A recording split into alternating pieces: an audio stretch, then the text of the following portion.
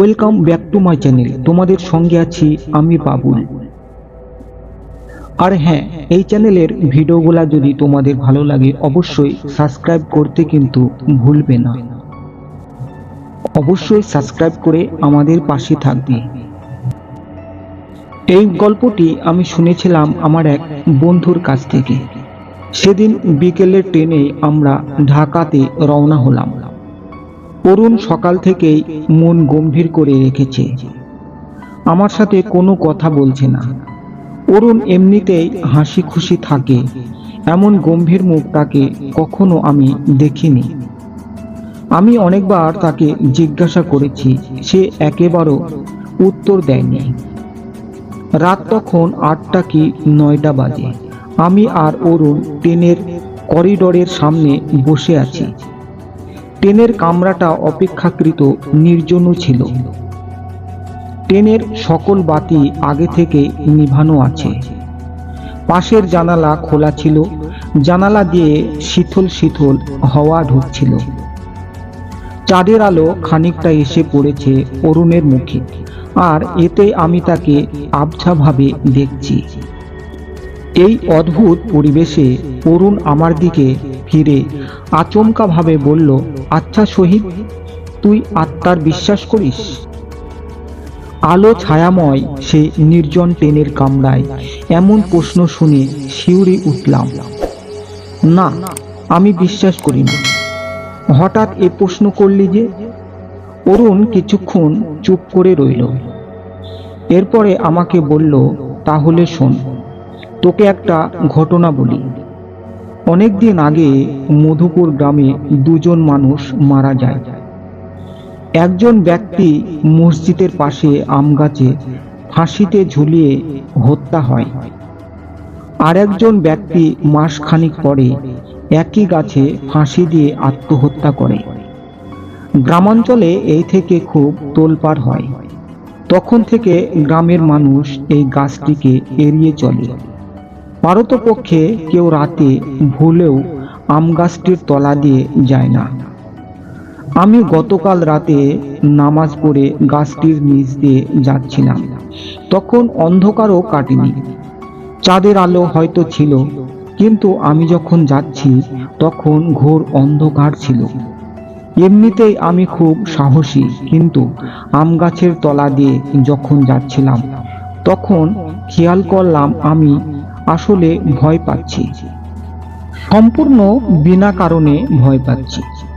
নির্জন একটা রাস্তা দিয়ে গেলে যে কেউ ভয় পেতেই পারে, কিন্তু আমার ভয়টা সম্পূর্ণ অন্যরকম ছিল। আমার মনে হলো আম গাছটির গোড়ায় কিছু একটা দাঁড়িয়ে আছে।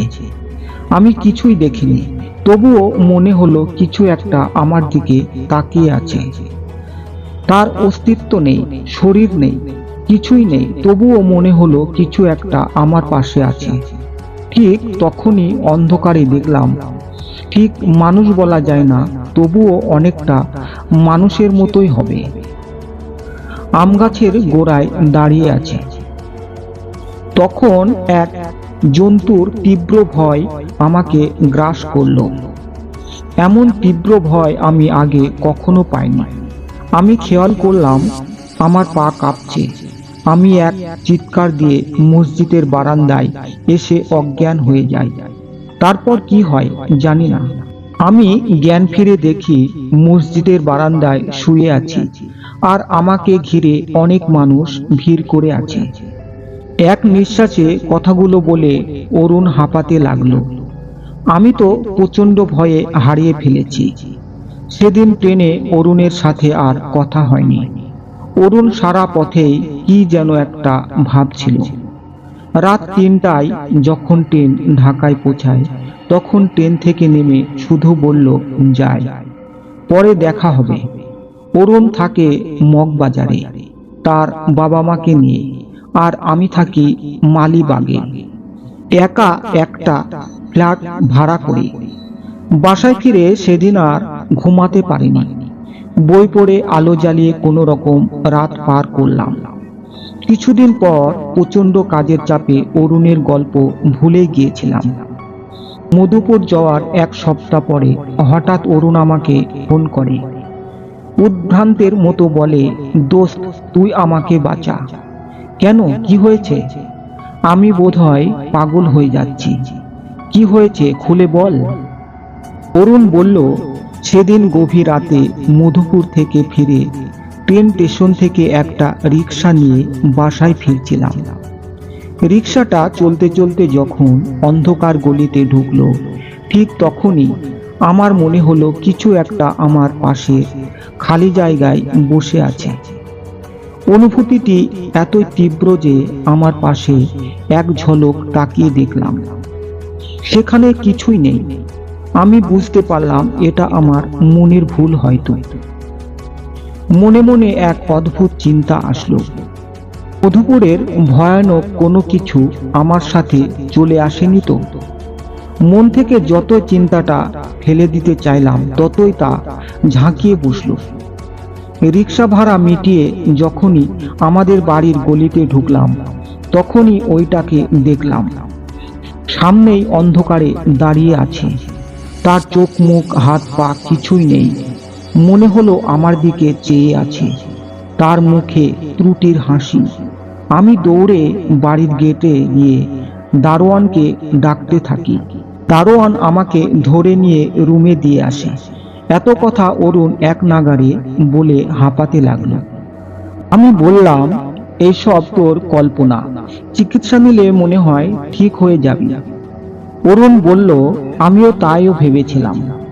3 জন সাইকোলজিস্টের সাথে দেখা করেছিলাম, সব বলেছি, কিন্তু তারা কিছুই করতে পারেনি। এখন আমি তাকে আমার রুমে দেখি, কিছু একটা হাঁটছে আমার রুমে। ঘর অন্ধকার হলেই প্রায় দেখি মশারির ওপাশে কিছু একটা দাঁড়িয়ে আছে, তাই এখন বাতি জ্বালিয়ে ঘুমায়। আমি বললাম, ঠিক আছে, তোকে কিছু সাইকিয়াট্রিস্টের ঠিকানা দিচ্ছি, তুই গিয়ে দেখা করে আয়। ঠিকানাটি নিয়ে অরুণ ফোন রেখে দেয়। আমার দেওয়া ঠিকানাতে গিয়েছিল কিনা ঠিক জানি না, কিন্তু মাসখানেক পর অরুণ যখন তার রুমের ফ্যানে ফাঁস লাগিয়ে আত্মহত্যা করে, তখন খুবই অবাক হলাম। বহু কাজের মধ্যেও তার জানাজায় গেলাম। সেদিন তার বাবা আমাকে জড়িয়ে ধরে খুব কাঁদলেন অনেকক্ষণ। কেন অরুণ আত্মহত্যা করেছে তা কেউ বলতে পারেনি, তবে শেষের দিকে অরুণ গভীর রাতে কে বলে চেঁচিয়ে উঠত আর একা একা কথা বলতো। অরুণের লাশ কবর দিয়ে আসছিলাম, তখন সন্ধ্যা হয়ে গেছে। অরুণ আমার অনেক কালকার আগের বন্ধু। সে আর আমি কত জায়গায় ঘুরেছি, তার আমার বহু স্মৃতি মনে পড়ে কষ্ট হতে লাগলো। রাত 10টায় আমি বাড়ি ফিরে সিঁড়ি বেয়ে ওঠার সময় খেয়াল করলাম পাশের বাড়ির একটি বিড়াল আমার পিছন পিছন উঠতে লাগলো। আমার ফ্ল্যাট 3 তলায়। ফ্ল্যাটের দরজা খুলে ভিতরে তাকাতেই এক তীব্র ভয় আমাকে আচ্ছন্ন করে ফেলল।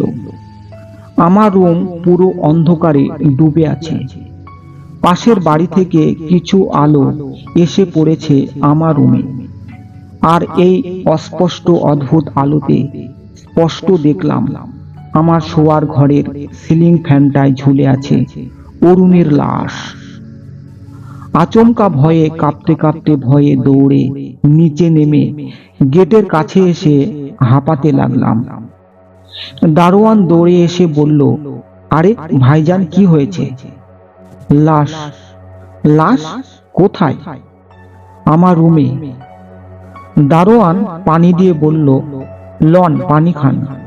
আর কি হয়েছে খুইলা কন। আমি ভয়ে ভয়ে বললাম, রুমের দরজা খুলে দেখি সামনে রুমে যে ফ্যানটাতে রশি পেঁচিয়ে কেউ একজন ঝুলে আছে। কন কি? চলেন তো আমার সাথে। ফ্ল্যাটে এসে দেখি কিছুই নেই। দারোয়ান হাসি দিয়ে বলল, বেহুদাই ভয় পেয়েছেন। দারোয়ান চলে গেলেও আমি ভিতরে ঢুকতে সাহস পেলাম না। আধ ঘন্টা পর যখন ঢুকলাম তখন আগের ঘটনাটা নিজের কাছে হাস্যকর মনে হলো। রাতে আরেকবার গোসল করে না খেয়েই ঘুমিয়ে পড়লাম।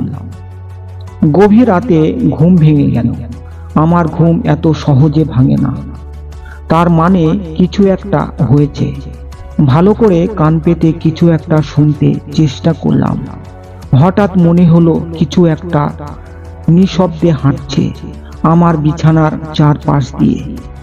মশারির জন্য ভালো করে কিছু দেখতে পাচ্ছি না, তবুও মনে হলো ঘন অন্ধকারে কিছু একটা নড়াচড়া করছে। তীব্র ভয় আমাকে গ্রাস করলো। এত তীব্র ভয় আগে আমি কখনো পাইনি।